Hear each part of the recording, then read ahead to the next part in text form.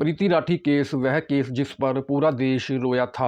आपने अब तक हैवानियत की दर्जनों दास्तान सुनी होंगी, लेकिन जो सच्ची कहानी आज मैं आपको सुनाने जा रहा हूँ उसे सुनकर आप भी सहर जाएंगे, अपने आंसू नहीं पोंछ पाएंगे।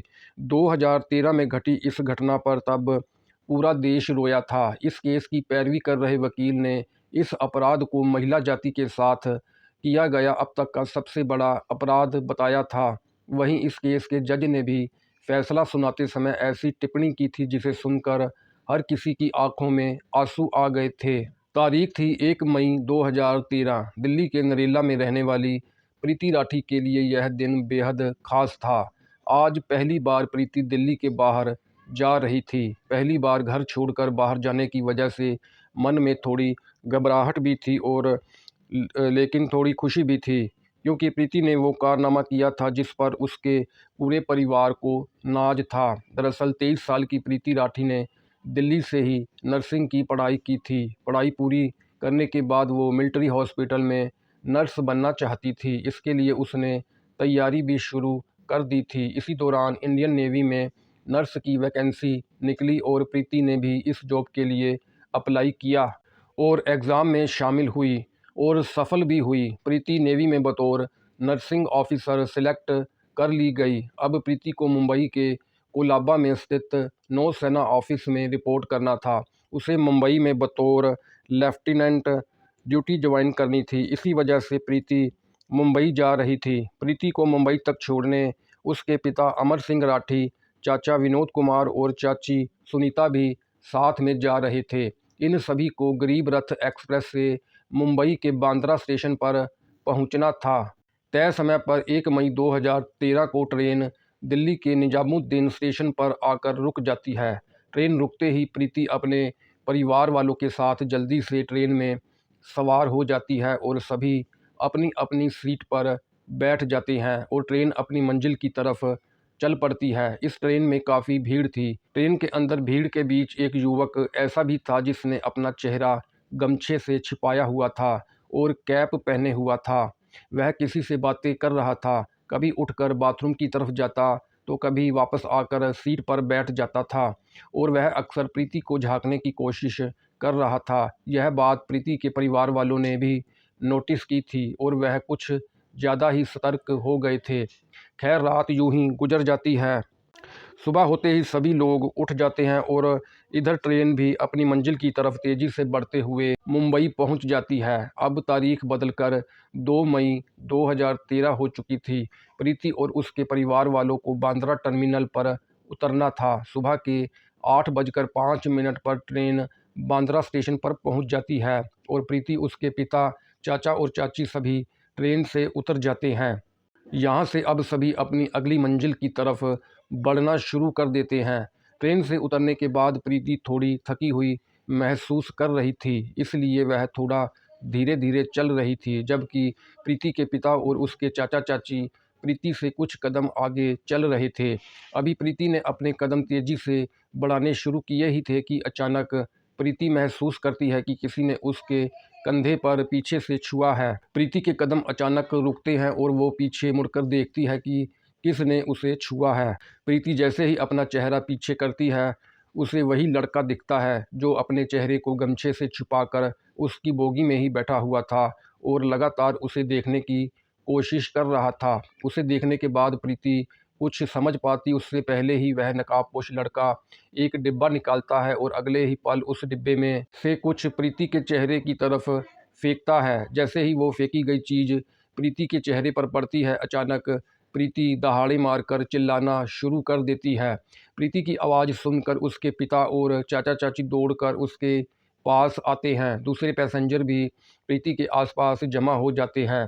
प्रीति की हालत देखकर लोगों को समझ आ जाता है कि दरअसल किसी ने उसके चेहरे पर तेजाब फेंक दिया था।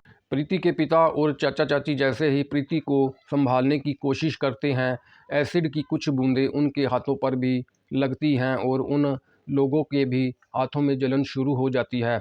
फिर भी वो सभी अपने दर्द को भुलाकर प्रीति को संभालने में लग जाते हैं। प्रीति के पिता और चाचा तुरंत उसे उठाते हैं और स्टेशन मास्टर के ऑफिस में लेकर चले जाते हैं, क्योंकि प्रीति काफ़ी तकलीफ में थी और जख्म काफ़ी गहरा था। इसलिए रेलवे अधिकारी तुरंत प्रीति को अस्पताल भेजने की तैयारी शुरू कर देते हैं। स्टेशन से सभी घायलों और प्रीति को भाभा हॉस्पिटल के लिए भेज दिया जाता है, लेकिन प्रीति की हालत बहुत ज़्यादा गंभीर थी, इसलिए उसे भाभा हॉस्पिटल की बजाय पास के ही गुरु नानक हॉस्पिटल में भर्ती करवाया जाता है। उधर वो नकाबपोश लड़का प्रीति पर एसिड फेंकने के बाद भागने लगता है। तभी प्रीति की चीख पुकार सुनकर ठीक प्रीति के नज़दीक खड़े समीर शेख नाम का एक युवक तुरंत उस डब्बे को उठाकर समझने की कोशिश करता है कि अचानक से हुआ क्या है। तभी डिब्बे से एसिड समीर के हाथों पर भी गिरता है। वो तुरंत डब्बा नीचे फेंकता है और समझ जाता है कि इस लड़की पर एसिड अटैक हुआ है, और वो तेज़ी से उस नकाबपोश व्यक्ति के पीछे भागना शुरू कर देता है। साथ ही अपने दोनों जानने वालों को भी उस नकाबपोश लड़के को पकड़ने के लिए कहता है। वो लोग भी उस नकाबपोश का पीछा करने लगते हैं, लेकिन कुछ ही पलों में नकाबपोश उन सभी को चकमा देकर वहां से भाग जाने में कामयाब हो जाता है। समीर शेख, सलीम और सलमान, ये तीनों नाम आप याद रखिएगा, क्योंकि इस केस में इन तीनों ने आगे महत्वपूर्ण भूमिका निभाई थी। प्रीति को गुरु नानक हॉस्पिटल में एडमिट करवाया जाता है, जहां उसका ट्रीटमेंट शुरू हो जाता है, जबकि प्रीति के पिता, चाचा और चाची और समीर शेख को भी भाभा हॉस्पिटल ले जाया जाता है। इधर पुलिस मौके पर पहुंचकर स्पॉट पंचनामा बनाना शुरू कर देती है। समीर के जख्म ज़्यादा गहरे नहीं थे, इसलिए उसे हॉस्पिटल से कुछ ही देर बाद छुट्टी मिल जाती है और उसे पुलिस वापस घटनास्थल पर लेकर जाती है और उसके बयान के आधार पर पंचनामा दर्ज करना शुरू कर देती है। इसके अलावा पुलिस वहां से सबूत भी इकट्ठा करना शुरू कर देती है। प्रीति को भाभा हॉस्पिटल ले जाने के लिए कहा गया था, लेकिन उसकी हालत ज़्यादा गंभीर थी, इसलिए जल्दबाजी में गुरु नानक हॉस्पिटल ले जाया गया था। लेकिन समस्या यह थी कि गुरु नानक हॉस्पिटल में बर्न यूनिट नहीं था और वहाँ कई अन्य सुविधाओं की भी कमी थी, इसलिए कुछ देर के बाद प्रीति को गुरु नानक हॉस्पिटल से मसीना हॉस्पिटल रेफ़र कर दिया जाता है। मसीना हॉस्पिटल पहुंचने पर प्रीति का इलाज शुरू किया जाता है। इधर पुलिस भी प्रीति का बयान दर्ज करने के लिए मसीना हॉस्पिटल पहुंचती है, लेकिन जख्म इतना गहरा हुआ था कि प्रीति की आवाज़ जा चुकी थी। प्रीति का चेहरा बुरी तरीके से जल चुका था, साथ ही उसकी गर्दन पर भी गंभीर घाव हुए थे। इस कारण प्रीति का बयान दर्ज नहीं किया जा सका। प्रीति के शरीर पर जरूर गहरे जख्म हुए थे, मगर प्रीति का हौसला अभी टूटा नहीं था। वह पूरे जज्बे और हिम्मत से लड़ रही थी। अब प्रीति चाहकर भी कुछ नहीं बोल पा रही थी। उसने हाथों से लिखने का इशारा किया। इसके बाद प्रीति को पेन और पेपर दिया गया। प्रदेश के कई हिस्सों में विरोध प्रदर्शन शुरू हो गया और जल्द से जल्द प्रीति के गुनाहगारों को गिरफ्तार करके सजा देने की मांग शुरू हो गई। पुलिस पर भी भारी दबाव था। वो तुरंत अपराधी को गिरफ्तार करना चाहती थी, लेकिन समस्या यह थी कि अपराधी का कहीं से कोई क्लू नहीं मिल रहा था।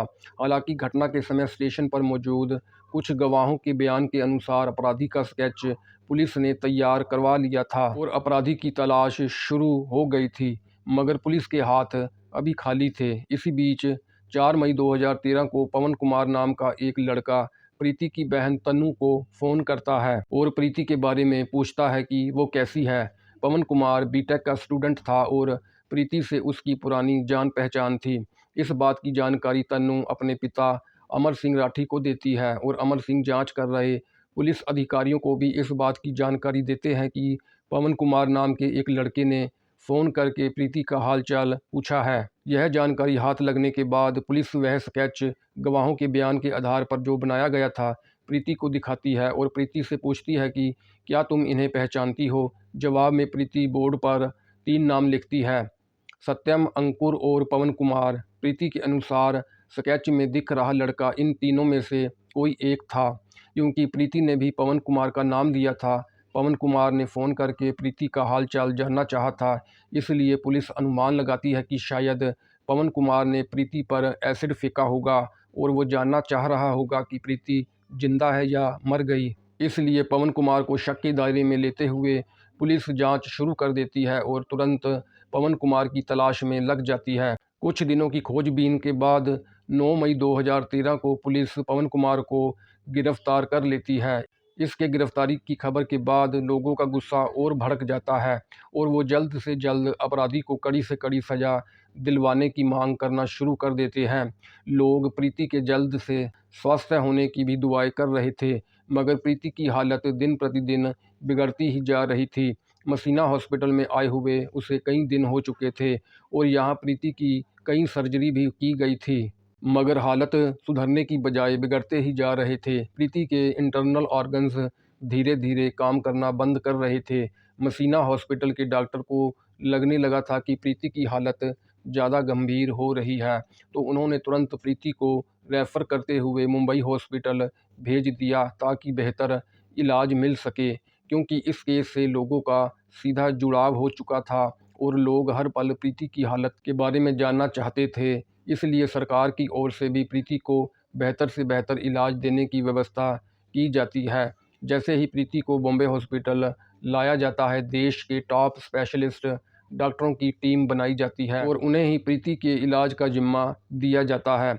लाख कोशिशों के बावजूद यहाँ भी हालात सुधरने की बजाय बिगड़ते ही जाते हैं और प्रीति वेंटिलेटर सपोर्ट पर चली जाती है। फिर भी डॉक्टर हार नहीं मानते और प्रीति की जान बचाने की हर संभव कोशिश करते हैं और प्रीति अब भी हालात से लड़ रही थी, लेकिन अंततः 1 जून 2013 को दिल की धड़कन रुकने की वजह से प्रीति इस दुनिया को छोड़कर चली जाती है। प्रीति की मौत की खबर से देश में गम और गुस्से की लहर दौड़ जाती है। हर कोई प्रीति के जाने से सदमे में था।